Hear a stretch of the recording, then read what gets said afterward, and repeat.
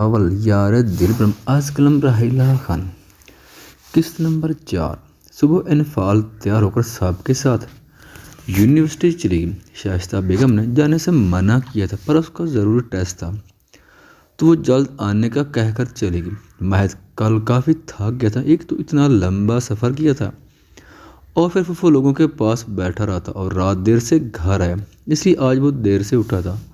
9 بجے کا وقت تھا جب وہ سکسم تیار براؤن جینز پر وائٹ شرٹ پہنے، اس براؤنی ہاف سلیو جیکٹ پہنے، خوبصورت بال جیل سے سیٹ کیے، گرے آنکھوں میں ہلکی سی سرخی پھیلی تھی، سرخ لب پیباس کیے، خوشبوئیں بکھیرتا وہ وائٹ سنیکر میں مقید مضبوط قدم فرش پر جماتا ڈائننگ ہال کی جانب ہے جہاں بیٹھے حویلی کے افراد اسی کا انتظار کر رہے تھے۔ مہد نے ایک تیرانہ نظر صاحب پر ڈالی اور اسلان خان کے ساتھ والی کرسی پر براجمان ہو گئے۔ رومانہ بنا پلکیں جھپکائے مہد کو دیکھ رہے جو بہت ہی ڈیشنگ پرسنالٹی لیے سنجیدہ تاثرات سجائے سب پر ایک فسون تاریخ کر گئے تھے۔ آج کہاں کا پلان ہے مہد بیٹا؟ اسلان خان نے اپنے بیٹے کو پیار سے دیکھتے پوچھا۔ اسلام آباد جانا ہے، خان ملز کا وزٹ ہے اور 1-2 میٹنگز ہیں، مہد نے مدھم آواز میں انہیں مختصر انداز میں بتایا۔ پر کل تو آ رہا ہے، 1-2 دن ریسٹ کرو۔ نہیں بابا، ریسٹ جو ہونا تھا ہو گیا، بدر افنان سمجھ بھی میرے ساتھ جائیں گے، اسٹڈی مکمل ہوگی تو اب بزنس پر دھیان دیں۔ وہ ناشتہ کرتا سنجیدہ روب در آواز میں حتمی فیصلہ کرتے ان کو آگاہ کر گئے، جبکہ انہوں نے اس بات میں سر ہلایا تھا۔ رومانہ پہلے کی مہد کی حویلی میں سٹرونگ پوزیشن سے اچھی طرح واقف تھی اور اب تو مزید اس کی دیوانی ہو گئی تھی۔ سعدیہ کا بھی کچھ یہی حال تھا، جبکہ شاداب وہاں موجود نہیں تھا، وہ صبح ہی اپنے گھر چلا گیا تھا۔ جب کہ بچوں کی پڑھائی ہو گئی ہے تو میں نے فیصلہ کیا کہ اب ان کی شادیاں کر دینی چاہئیں۔ اسلان خان نے سب کو دیکھتے کہا، آپ کیا کہتی ہیں خانم بھی؟ صحیح کہا، پر پہلے مہد کی ہوگی پھر ہی باقی صاحب کی۔ خانم بھی مہد کو دیکھتے بولی، مجھے ابھی نہیں کرنی شادی، جب کرنی ہوگی بتا دوں گا، فی الحال آپ باقی صاحب کا سوچیں۔ مہد جوس کا گلاس لبوں سے لگاتا بولا، نظریں بسختہ کسی کی تلاش میں اٹھی پر وہ کہیں نہیں تھی۔ سیکنڈ میں اس کی پیشانی پر بال پڑے تھے، جبکہ اس کے یوں انکار پر رومانہ کھل کر مسکرائی تھی کہ اس کے پاس وقت تھا مہد کو اپنا بنانے کا۔ وہ گلاس کے کنارے پر انگلی پھیرتی بہت کچھ سوچ رہی تھی۔ تو ٹھیک ہے، آپ لوگ اسلام آباد سے واپس آ جائیں، پھر ہی ڈیٹ فائنل کریں گے، عمران خان نے کہا۔ مہد کا موڈ سخت خراب ہو چکا تھا جب بھی وہ ناشتہ چھوڑ کر وہاں سے اٹھ گیا، جبکہ وہ سب خاموشی سے ناشتہ کرنے لگے تھے۔ کیسا ہوا ٹیسٹ؟ علی نے ان دونوں سے پوچھا۔ اچھا، اور تمہارا؟ نمرا نے کہا، ہم ٹھیک، آؤ بیٹھتے ہیں کچھ دیر۔ علی نمرا کو گہری نظروں سے دیکھتا بولا، نہیں بیٹھتے، ہم کھڑے ہی رہیں گے۔ انفال نے چادر ٹھیک کرتے کہا، جیسے حکم ملکہ عالیہ۔ علی تھوڑا سا جھکا۔ نمرا علی کے نظروں سے گھبراتی بہانہ بنا کر وہاں سے بھاگنے کے پر تولنے لگی۔ تم دونوں رکو، میں اپنے کزن سے مل کر ابھی آتی ہوں۔ نمرا ان کو کہہ کر وہاں سے چلی گئی۔ ویسے انفال تمہاری دوست رہتی کہاں ہے؟ علی نے رازداری سے پوچھا۔ کیوں؟ کیونکہ وہ مجھے اچھی لگنے لگی ہے، علی نے صاف گوئی سے کہا۔ اچھا، اور وہ تمہیں پسند کرتی ہے کہ نہیں؟ انفال نے کھوجتی نظروں سے دیکھا۔ مجھے لگتا ہے وہ بھی کرتی ہے، مجھے کیوں نہیں بتایا؟ نمرا نے انفال بوڑ بڑھائی۔ اچھا تو میں کیا کروں؟ پوچھو اس سے، وہ غصے سے بولی۔ یار تم بھی تو دوست ہو نا، تم ہماری سیٹنگ کروا۔ علی بیچارے سے بولا، کوئی دوست نہیں ہوں میں، زبردست چپ کے پھیر رہے ہو۔ انفال نے تنفر سے کہا، اچھا کزن تو ہو نا؟ علی اسے زج کرتے بولا، کزن مطلب تم کوئی نہیں میرے کزن وزن نہیں یار، کزن ہو مان لو۔ وہ مسکراہٹ دبائے بولا۔ انفال نے اس کے چہرے کی جانب دیکھا جو کچھ جاننا پہچانا سا لگا تھا۔ انفال اس کو اتنے وثوق سے کہنے پر سوچ میں پڑ گئی۔ کہاں کھو گئی؟ تمہاری شکل میں، انفال نے دانت پیس کر کہا۔ مطلب یہ کہ تم 1 نمبر کے کہیں سے بھی میرے کزن نہیں ہو۔ اچھا دوست ہوں نا آپ کے؟ علی نے پھر سے پینترا بدلا۔ عجیب زبردستی ہے، انفال نے گرا۔ اچھا کوئی طریقہ ہی بتا دو، تمہیں تمیز نہیں ہے، مجھے کیا پتہ ہوگا بھلا؟ انفال غصے سے بولی جو اس سے لڑکیاں پٹانے کے طریقے پوچھ رہا تھا۔ تمہیں آج تک کسی نے پرپوز نہیں کیا کیا؟ علی مصنوعی حیرت سموئے بولا، نہیں، کرے تو صحیح دانت توڑ کر ہتھیلی پر رکھ دوں گی، اس لیے نہیں کیا۔ ان کو اپنے دانت تمہیں وہی ہینڈل کر سکتا۔ علی کچھ سوچ کے بولا، کون؟ جس سے تم ڈرتی؟ کس سے؟ انفال نے تصدیق چاہی۔ کوئی تو ہوگا، ایسا کوئی نہیں ہے۔ انفال نے سر جھٹکا۔ اچھا چلو، جیسے تم ہو اس سے بھی ڈبل روب دھاڑ والا ہوگا۔ علی باتوں ہی باتوں میں کسی کے متعلق اشارہ دے گیا۔ تم بد دعا دے رہے ہو؟ انفال آنکھیں دکھاتی بولی، نہیں فیوچر بتا رہا۔ علی کسی کی روبدار شخصیت کا سوچ کر گہرا مسکرایا۔ تم سے نہیں پوچھا میں نے، فیوچر اپنا۔ اچھا سوچو، اگر میں تمہارا کزن ہوا تو؟ اس نے پھر سے انفال کو الجھانا چاہا۔ تو میں تمہیں اپنے شمس لالا سے کہہ کر بکرے کی طرح آگ پر بھنوا دوں گی۔ انفال کے اتنے سخت الفاظ میں کہنے پر علی کو جرجری سی ہے۔ تم لوگ کزن کے ساتھ یہ سب کرتے؟ اس سے بھی برا، اس کے تنک کر کہنے پر علی نے مسکراہٹ دبائی۔ تو مطلب آفریدی پٹھان اتنے خطرناک ہوتے ہیں؟ کیا مطلب خطرناک؟ کیا کیا ہے ہم نے؟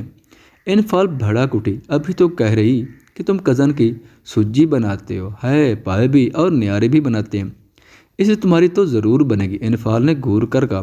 اف توبہ ہے، اتنی ظالم پٹھانی ہو، مجھے مظلوم پر یہ کرم نوازی کیوں ہوگی تمہارے مجھے نہ بتانے پر؟ اب تو اگر میں تمہارا کزن ہوا بھی پھر بھی نہیں بتاؤں گا، علی ڈرنے کی ایکٹنگ کرتے کہا۔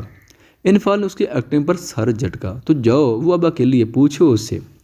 انفال نمرہ کو اکیلے لائبریری کی جانب جاتا دیکھ علی سے بولی، جبکہ علی مسکرا کر بائے کہتا اس کی جانب چال دیا۔ انفال کا موڈ جو رات سے ہی خراب تھا علی سے بحث ہونے پر ایک دم فریش ہو گیا تھا۔ اب تو اسے بھی علی کے حوالے تھوڑا تھوڑا اندازہ ہو گیا تھا۔ جلدی وہ چھوٹی حویلی جا کر اپنے شک پر یقین کی مور ثابت کرنا چاہتی تھی۔ انفال سب کزن کے ساتھ لاؤنج میں آئی تھی جہاں سب خواتین باتیں کر رہی تھیں، جبکہ مرد حضرات مردان خانے میں تھے جہاں کوئی اہم مسئلہ ارسلان خان کے پاس لایا گیا تھا۔ مہد کے کہنے پر وہ لوگ انفال کو لیے جلدی ہی گھر آ گئے تھے کہ انہیں مہد کے ساتھ جانا تھا اور مہد کو انتظار کرنا پسند نہیں تھا۔ انفال کا لیکچر تھا، اس نے منع کرنا چاہا پر مہد کا حکم تھا کہ انفال کو بھی لے کر حویلی پہنچے۔ انفال جو بھول گئی تھی کہ مہد اب اسے نہیں روکے گا، یہ اس کا وہم تھا۔ وہ سب سے کچھ دیر باتیں کر کے اپنے کمرے میں آ گئی، جبکہ باقی سب بھی اپنے کمروں کی جانب بڑھے تھے۔ مہد جو مردان خان نے ارسلان خان کے ساتھ بیٹھا کسی اہم موضوع پر بات کر رہا تھا کہ اس کے فون کی میسج ٹون بجی۔ ایک بار، دو بار تو اس نے اگنور کیا، پر تیسری بار پر اس نے اپنا فون اٹھا کر میسج چیک کیا۔ میسج دیکھتے ہی اس کی آنکھوں کے گوشے سرخ ہونے لگے۔ اسکرین پر انفال کی تصویریں تھیں جن میں وہ علی کے ساتھ کھڑی مسکرا رہی تھی، تو کہیں گھور رہی تھی اور کہیں چادر درست کرتی اس کی طرف دیکھ رہی تھی۔ مہد جو پہلے ہی غصے سے بھڑکا بیٹھا تھا کہ مزید تصاویر جلتی پر تیل کا کام کر گئیں کہ وہ ماتھے پر بے شمار بال ڈالے وہاں سے اٹھا۔ انفال جو بھی فریش ہو کر ڈریسنگ کے سامنے کھڑی اپنے بال سکھا رہی تھی، یکدم سے دھاڑ سے دروازہ کھلا۔ اس نے ہڑ بڑا کر دیکھا تو سامنے ہی مہد ارسلان سرخ آنکھوں سے اسے گھور رہا تھا۔ مہد کو پہلی بار اپنے کمرے میں دیکھ کر انفال کی سٹی گم ہوئی۔ اس کے چہرے پر پتھریلے تاثرات دیکھ کر وہ گھبرائی اور جلدی سے اپنا دوپٹہ اٹھا کر خود پر اوڑھا۔ تم یونیورسٹی گئی تھی؟ وہ جرہنہ طیبہ لیے آگے بڑھا۔ اسے بہت برا لگا تھا انفال کا یوں کسی لڑکے سے باتیں کرنا۔ اور کون تھا وہ جو ہر روز اسے انفال کی تصویریں بھیج رہا تھا؟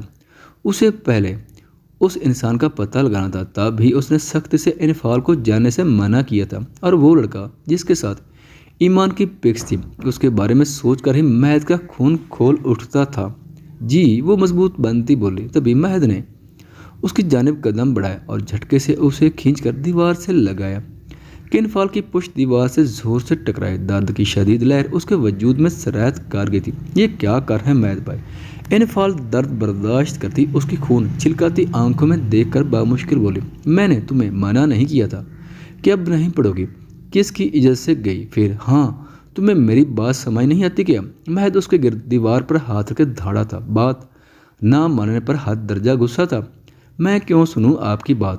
اور آپ ہوتے کون ہیں مجھے اجازت دینے اور نہ دینے والے؟ اس کی بات پر انفال کا دماغ گھوما تھا۔ میں جو بھی ہوں ذہن نشین کر لو، میری بات ماننا تم پر فرض ہے۔ اب تم جا کر سب کو خود منع کرو گے، اور اگر نہ کروں تو؟ وہ نڈر انداز میں اس کی آنکھوں میں دیکھ کر چیلنج کرتے بولی۔ مہد نے ابرو اچکائی تھی۔ I like it. تو تم کل ہی میرے کمرے میں میرے بیڈ پر میری دلہن بن کر رہو گی، اور سوچو پھر کتنے اختیارات ہوں گے میرے پاس۔ مہد اس کے چہرے کو دیکھتا بہت کچھ جتا گیا۔ اس کی بات پہ انفال کا چہرہ سفید پڑا تھا، دل سوکھے پتے کی مانند لرزا تھا۔ وہ حیران نظروں سے اسے دیکھ رہی تھی۔ اب یقیناً تم اپنے دشمن سے شادی نہیں کرنا چاہو گے۔ تم سب کو منع کرو کہ تمہیں نہیں پڑھنا، ورنہ۔ مہد نے اس کے ڈرا کو بات ادھوری چھوڑ کر اس کی پھیلی آنکھوں میں جھانکا۔ غصے اور حیرانگی سے انفال کا وجود ہلکے ہلکے لرز رہا تھا۔ Stop it!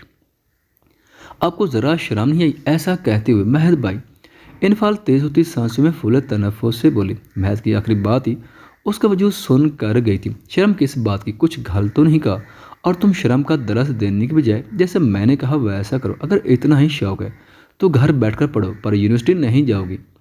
آپ کیوں مجھے منع کر رہے ہیں؟ میں نے کیا کیا؟ مہد نے اس کے چہرے کو دیکھا، شفاف چہرہ، خوبصورت نئے نقوش کرسٹل آنکھوں میں غصہ بھرے، وہ اسے دیکھ رہی تھی۔ مہد کے دل نے بیٹ مس کی تھی۔ بتا دوں گا اس میں تمہارا ہی فائدہ ہے، وہ گھمبیر آواز میں معنی خیزی سے بولا، جو انفال کے سر پر سے گزر گئی۔ ایک گہری نظر اس پر ڈال کر وہ نکلتا چلا گیا، جبکہ انفال دھک دھک کرتے دل سے اپنی جگہ کھڑی مہد کی باتیں سوچ رہی تھی۔ اپنے کمرے میں آ کر مہد نے وہی نمبر کسی کو سینڈ کیا۔ حارث، مجھے کل تک اس نمبر کی ڈیٹیل، اس کا بایو ڈیٹا سب چاہیے۔ مہد نے اپنے دوست سے کہا۔ اوکے، کام ہو جائے گا، حارث نے کہا، اور مزید 2-4 باتوں کے بعد کال رکھ دی۔ اسی وقت دروازے پر دستک ہوئی۔ صاحب جی، آپ کو بڑے صاحب نے بلایا ہے۔ ملازم پیغام دے کر چلا گیا۔ وہ جانتا تھا کہ مہد کو بالکل نہیں پسند تھا کہ اس کے کمرے میں آئے۔ مہد لب بھینچے اپنا فون بیڈ پر پٹک کر ارسلان خان کے پاس اسٹڈی میں آیا۔ جی بابا، آپ نے بلایا؟ مہد، آپ نے انفال کو پڑھائی سے منع کیا؟ جی کہہ کر ان کے سامنے صوفے پر براجمان۔ کیوں؟ وجہ کیا ہے بچی کو پڑھائی سے روکنے کی؟ بابا، وہ ابھی نہیں بتا سکتا، ابھی بھی مجھے خود اس بات کی تصدیق کرنی ہے، تبھی ہی آپ کو بتا پاؤں گا۔ ٹھیک ہے، اگر روکا ہے تو پھر ہم اس کی شادی کر دیتے۔ وہ بھی اس کے بابا تھے، اچھے سے جانتے تھے بیٹے کو۔ جبکہ مہد نے اچنبھے سے دیکھا۔ کیا مطلب؟ یہ تو انفال پڑھے گی یا پھر ہم اس کی شادی کر دیں گے؟ آپ بتاؤ برخردار، کیا فیصلہ ہے آپ کا؟ ارسلان خان نے مہد کی دکھتی رگ پر ہاتھ رکھا تھا۔ ٹھیک ہے بابا، پڑھ لے، وہ پر یونیورسٹی نہیں جائے گی۔ مہد نے کہا، اگر انفال یونیورسٹی نہیں جائے گی تو اسے تم پڑھاؤ گے؟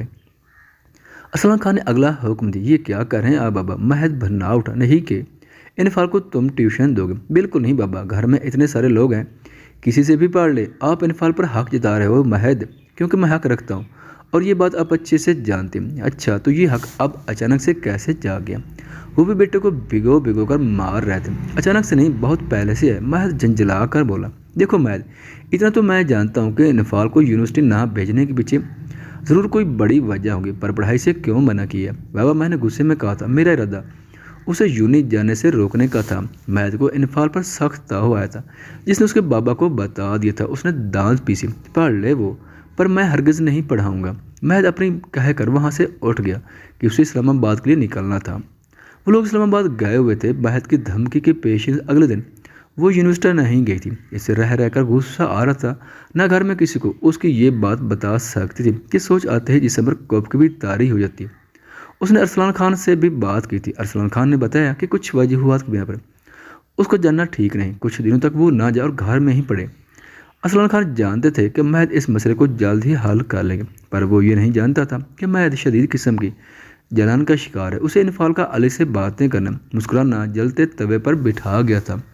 جب بھی وہ بنا سوچے سمجھے انفال کو اس بات کی سزا دینے کی خاطر جو اس بیچارے کو پتہ تک نہیں تھا کہ پڑھائی سے منع کر دیا تھا کہ وہ یونیورسٹی جائے گی اور نہ اس لڑکے سے ملے گی، پر یہ مہد کی بھول تھی کہ جتنا وہ انفال کو دور کرے گا وہ ہو جائے گی۔ یہ تو وقت طے کرے گا کہ اس کی یہ پوزیسنس اس پر ہی بھاری بڑھنے والی تھی۔ انفال سے مزید جلن اور غصے سے دو چار کرنے والی تھی، مہد کے ضبط کو بری طرح آزمانے والی تھی۔ دونوں کے بقول کے وہ ایک دوسرے کے دشمن تھے۔ ان کے نام نیاز بغیر سر پیر کے پیدا کی نفرتیں ٹکرا کر نئے رنگ بھرنے والی تھیں۔ دوپہر کا وقت وہ اداسی اپنے کمرے میں بیڈ پر لیٹی تھی۔ اس کا دل کر رہا تھا کہ وہ اپنے نانا اور شمس لالا کے پاس چلی جائے۔ کیا ہوا؟ ہماری بیٹی اتنی اداس کیوں ہے؟ شائستہ بیگم اسے کھانے پر بلانے آئی تھی، پر اس کا چہرہ دیکھ کر پریشانی سے پوچھا۔ کچھ نہیں مورے، مجھے شمس لالا کی یاد ہے، کتنے مہینوں سے نہیں گی۔ میں لالا اور نانا خود ہی ملنے آ جاتے ہیں۔ وہ روحان سی ہوئی، اسے رونا آ رہا تھا۔ اس کا شمس لالا کے پاس جانا تھا۔ یہاں تو 2 دن میں مہد نے اس کی زندگی اجیرن کر رہی تھی، کبھی آنکھوں سے تو کبھی باتوں سے جان نکالنے کے در پر ہوتا تھا۔ وہیں شائستہ بیگم نے ہلکا تر کیا اور گہرا سانس بھرا۔ اچھا چلی جانا، آ جاؤ کھانا کھا لو، وہ سپاٹ آواز میں بولی۔ مورے آپ کیوں نہیں جاتی وہاں؟ انفال نے ہر بار کی طرح پھر سے وہی سوال دہرایا۔ کتنی بار کہا ہے انفال کہ مجھ سے یہ مت پوچھا کرو، آپ کو اجازت دی ہے، آپ جاتی ہو، اتنا ہی کافی ہے ان لوگوں کے لیے۔ شائستہ بیگم برہم ہوئی، جبکہ انفال ہمیشہ کی طرح ماں کا رہا ری ایکشن دے کر سوچ میں پڑ گئی۔ کچھ سوچنے کی ضرورت نہیں، اٹھو اور چلو میرے ساتھ۔ شائستہ بیگم اسے ساتھ لیے نیچے آئی۔ خان حویلی میں تینوں وقت کا کھانا ساتھ کھایا جاتا تھا۔ ابھی اسحاق نے کھانا شروع ہی کیا تھا کہ حویلی کے چاروں بیٹے سب کو مشترکہ سلام کرتے لاؤنج میں آئے۔ پھوپھو صبح رومانہ کے ساتھ اپنے گھر چلی گئی تھی، جبکہ گھر کے تمام افراد لنچ پر ایک ساتھ موجود تھے۔ سب نے ان کو دیکھا اور سلام کا جواب دیا سوائے انفال کے۔ وہ جلد کھانا کھا کر یہاں سے جانا چاہتی تھی۔ اسے محض سے کفت محسوس ہوتی۔ آ جاؤ بیٹا، کھانا تیار ہے، شمیلہ بیگم نے انہیں بلایا۔ وہ چاروں بھی ان کے ساتھ آ کر بیٹھے۔ جب شائستہ بیگم نے سب کو ان کا فیوریٹ لنچ دیا اور ساتھ کوک دی، مہد نے ایک نظر انفال کو دیکھا جو اپنی پلیٹ پر جھکی ہوئی تھی۔ وہ اپنے چہرے پر نظروں کی تپش محسوس کر سکتی تھی جو وقفے وقفے سے اس پر اٹھ رہی تھی۔ اس کی بات یاد آتے ہی کھانے سے دل اچاٹ ہوا تھا اور گھبراہٹ سی ہونے لگی۔ بڑے پاپا مجھے چھوٹی حویلی جانا ہے۔ کل مہد کے رویے سے وہ کافی گھبرا چکی تھی۔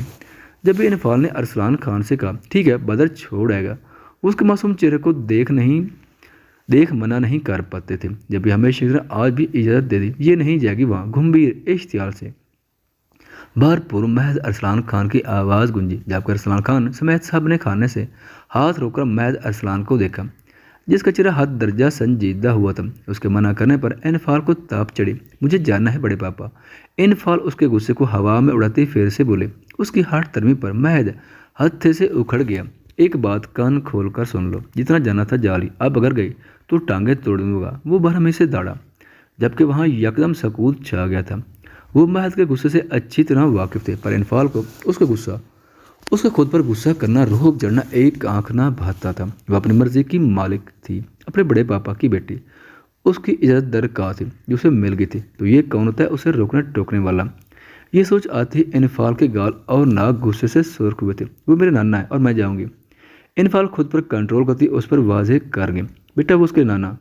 ارسلان خان نے سمجھانا چاہا، بس بابا یہ ایک بات اس کے دماغ میں نہیں گھستی ہے کیا؟ یہ آج کے بعد نہیں جائے گی وہاں مطلب نہیں۔ کیوں آپ اس کو بار بار ہمارے دشمنوں کے گھر بھیج دیتے ہیں؟ مہر تنی رگوں اور ضبط سے مٹھیاں بھینچے بولا، آپ ہوتے کون ہیں مجھ پر پابندیاں لگانے والے؟ مجھے نہیں رہنا یہاں، مجھے میرے شمس لالا کے پاس جانا ہے۔ انفال چمچ پلیٹ میں پھینک کر کرسی سے اٹھ کھڑی ہوئی، جبکہ شائستہ بیگم سر پکڑ کر بیٹھ گئی۔ مہد نے خاص جانے والی نظر سے اسے دیکھتا، میں جو بھی ہوں اس کا بھی بہت جلد پتہ چل، میں آخر پر واضح کر رہا ہوں کہ تم نہیں جاؤ گی۔ اگر گئی تو مہد ارسلان خان کا بھیانک روپ دیکھو گی جس میں تباہی تمہارے اس شمس لالا کا مقدر بنے گی۔ اور آپ سب بھی سن لیں، اگر کسی نے میری اجازت کے بغیر اسے بھیجنے کی ضرورت کی تو نتائج کا ذمہ دار وہ خود ہوگا۔ مہد اپنی سنا کر وہاں سے چلا گیا، جبکہ انفال کی آنکھوں میں پانی جمع ہونے لگا۔ میں جاؤں گی اب تو، انفال سب کو دیکھ کر بھیگی آواز سدھا لہجے میں کہہ کر آنسو باتی اپنے کمرے کی جانب بھاگ گئے۔ دونوں نے کھانا نہیں کھایا تھا اور لڑ جھگڑ کر اپنے کمرے میں بند ہو گئے تھے، جبکہ باقی سب حیران پریشان سے ایک دوسرے کی جانب دیکھ رہے تھے۔